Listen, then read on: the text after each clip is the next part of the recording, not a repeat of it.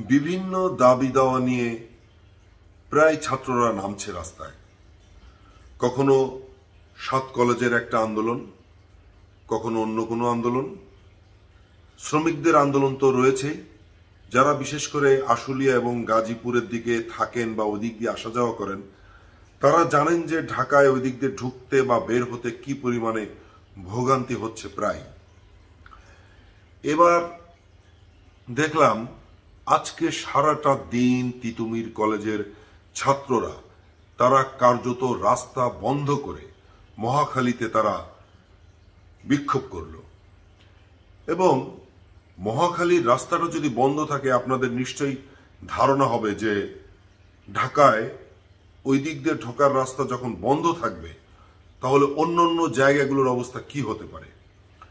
আজকে যেই পরিমাণে এই অঞ্চলে মানুষের ভোগান্তি হয়েছে সেটি বলে শেষ করার না। যে সমস্ত পথচারীদের বা যারা ওই দিক দিয়ে যাতায়াত করছিলেন, রোগী বলেন বা অফিসের লোক বলেন, তাদের যে সমস্ত সাক্ষাৎকার এসছে সেগুলো যথেষ্ট পীড়াদায়ক। কেননা তারা একেবারে সরাসরি এখন সরকারকে দায়ী করছেন এবং ছাত্রদেরকে দায়ী করছেন। একজন বৃদ্ধ লোক, তিনি তো বললেন যে এদেশে কোনো মানুষ থাকে না, আমরা কেউ মানুষ নেই। আর একজন বললেন যে ছাত্রদের আন্দোলনে আমরা এসেছিলাম, তারা ডেকেছিল যে আপনারা আমাদের পাশে থাকেন, আমরা ছিলাম। কিন্তু আজকে আমাদের জীবনকে অতিষ্ঠ করে তুলছে এই ছাত্ররাই। এবার আমরা এমন আন্দোলন গড়ে তুলব, গ্রাম থেকে শহরে ভয়াবহ রকমের আন্দোলন গড়ে তুলব। মানুষের এগুলো হচ্ছে ক্ষোভের কথা। কিন্তু কি জন্য মাত্র এই 3 মাসে, 3 মাস 10 দিন, 100 দিনের মধ্যে মানুষের ক্ষোভ এখানে চলে গেল? যাই হোক, আজকে কার্যত ওই অঞ্চলটা একেবারে তিতুমির কলেজের ছাত্ররা তারা অকার্যকর করে রেখেছিল। তারা একটি ট্রেনকে থামতে বলছিল, ট্রেনটি স্লো হয়েছিল, ট্রেনে ইট পাটকেল নিক্ষেপ করলো এবং ট্রেনের অনেক ক্ষতি হয়েছে। অনেকগুলো গ্লাস, জানালার যে কাঁচ সেগুলি ভেঙে গেছে। একজন শিশু আহত হয়েছে, আরো 4 জন বয়স্ক মানুষ তারা আহত হয়েছে। বিকাল 4টা পর্যন্ত আমরা দেখেছি যে সেনাবাহিনীও ছিল, তাদেরকে ঠান্ডা করতে পারেনি। তাদের প্রধান শিক্ষক একজন মহিলা, তিনি তাদের অধ্যক্ষ, তিনি এসে তাদেরকে বোঝাচ্ছিলেন, তাকে সবাই ভুয়া ভুয়া বলে স্লোগান দিচ্ছিলেন। এই যে অসম্মান করাটা আমরা 5 তারিখের পর থেকেই দেখেছি যে বিভিন্ন কলেজে, বিভিন্ন স্কুলে গিয়ে জোর করে তাদেরকে পদত্যাগ করানো হয়েছে। তখন কিন্তু সরকার থেকে বাধা দেয়া হয়নি। হয়তোবা অনেকে বলছিলেন বা কেউ কেউ মনে করছিলেন যে এগুলি সরকার থেকেই করানো হয়েছে, যে অমুক অমুক প্রতিষ্ঠানের অমুক অমুককে এইভাবে বাদ দিতে হবে। সেখান থেকে তো শিখেছে।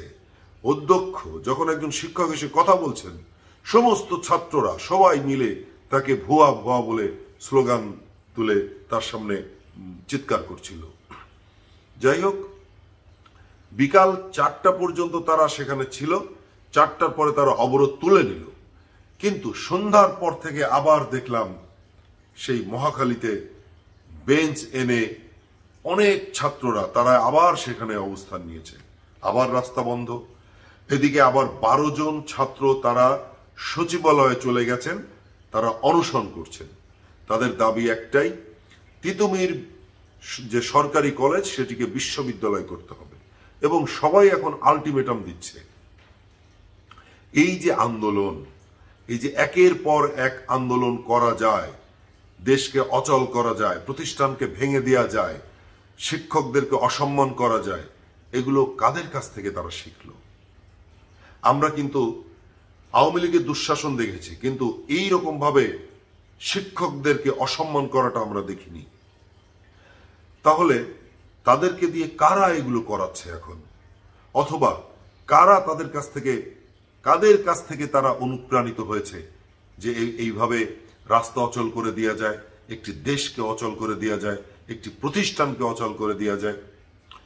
তিতুমির কলেজকে বিশ্ববিদ্যালয় করতে হবে, এই দাবি থাকতেই পারে। এটি অনেক জায়গায় অনেক রকমের দাবি থাকে। তাহলে কি কার্যত রাস্তা বন্ধ করে দিয়ে মানুষকে একেবারে ভোগান্তির চরম শিখরে উঠিয়ে দিয়ে সেইভাবে আন্দোলন করতে হবে? আসলে বুঝতে পারছি না যে দেশের অবস্থা ফাইনালি কোন দিকে যাচ্ছে। আর কোনো কিছুই সরকার কন্ট্রোল করতে পারছে না। যাই কিছু হোক না কেন, দায়ী দায়িত্ব তো অবশ্যই সরকারের, দায়িত্ব তাদের নিতে হবে। এখন আজকে সারাদিন যা দেখলাম, যদি এই যে বিকাল 4টার পরে ভেবেছিলাম যে যাক এটা গেল, হয়তোবা তাদের সঙ্গে কোনো আলাপ আলোচনা করে কোনো একটা সমঝোতায় গেছে বা কোনো সিদ্ধান্তে গেছে, দেখলাম যে না, সন্ধ্যার পর থেকে আবার যা তাই সেই একই অবস্থা। বন্ধুরা, এভাবে যদি চলতে থাকে আসলে দেশ কোন দিকে যাচ্ছে বোঝা খুব মুশকিল। এখনো সময় আছে, এগুলো কন্ট্রোল করতে হবে। আমি একবার বলেছি, আবারও বলি, দায়ী দায়িত্ব এই সরকারের, সরকার ঠিক করবে। এবং মানুষের যে ভোগান্তি হচ্ছে, মানুষের জানমালের দায় দায়িত্ব কিন্তু সরকারের। সবাই ভালো থাকবেন, সুস্থ থাকবেন।